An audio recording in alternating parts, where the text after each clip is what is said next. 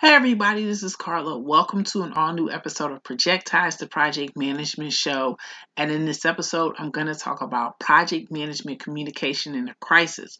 So, 90% of your job as project manager is communication, which is why I wanted to dedicate an episode towards project communication, especially when it's in crisis. So I got this article from my alerts courtesy of softwareadvice.com, and I just wanted to go through some things about what the author recommends. And so she adds a steering committee. So I'll give you a definition of that. A project steering committee is the group of business leaders who approve the project's goals and funding. In some companies, this is a formal committee that meets regularly to oversee all projects and initiative, but in others it can just be the CEO or the COO, which is Chief Operating Officer. Either way, the group requires an executive level understanding of the project's health and progress.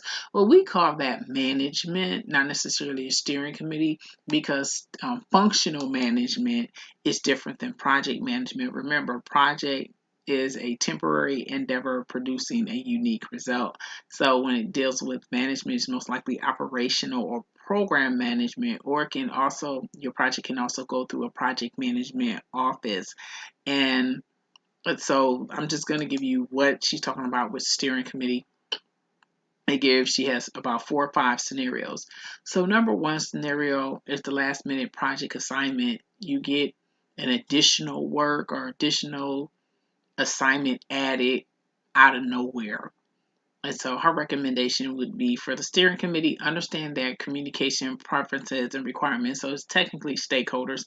However, do they want status reports for the project team? Remember, project teams are stakeholders as well as the project manager. You're the project manager, you're a stakeholder too.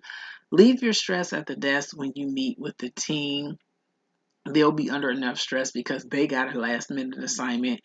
Address the circumstances directly and answer any questions they have.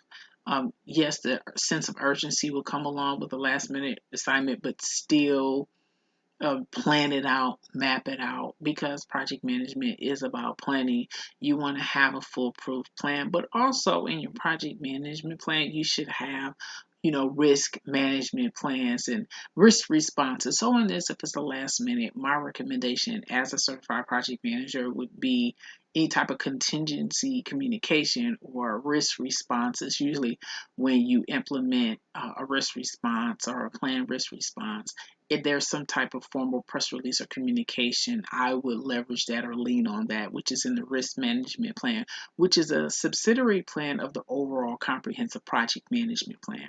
Number two, the project health is red, meaning you're either over budget, out scope creep, outside the scope, or you're behind schedule. And it's important that you be transparent to the stakeholders. You know, keep the update, be very explicit in the ask from the committee on if they can approve more funding to stem the timeline or deprioritize another initiative on the team's plate, meaning reduce the scope so that they can focus on this project. And with the project team, let the team be empowered by discussing their solutions to the problem because they're doing the work. Number three, regarding this crisis, team morale is low, and that can happen.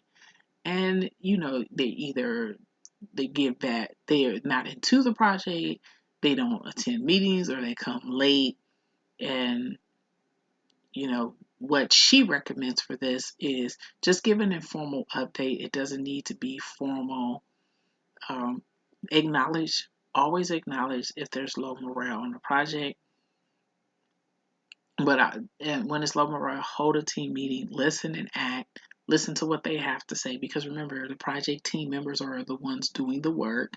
The team may be telling you what the problem is already and that you're not connecting, or they don't feel that they're heard or appreciated, which is very important. As a project manager, follow up is critical, and especially when morale is low, because your goal is to get the pulse and to turn it around as soon as possible. You can't be a project manager without a team, so you need the team to do the work. Number four, stakeholder management is down. So this isn't where, you know, not the project team, but people just aren't engaging with the project or wanting to know what the status is. And the goal is, you know, this group, which is she calls it steering committee, but it's the stakeholders, require a high level overview. It's easy to get bombarded or alienate them without realizing. Um, See what type of format of communication. Do they want a high level? Do they want intricate details?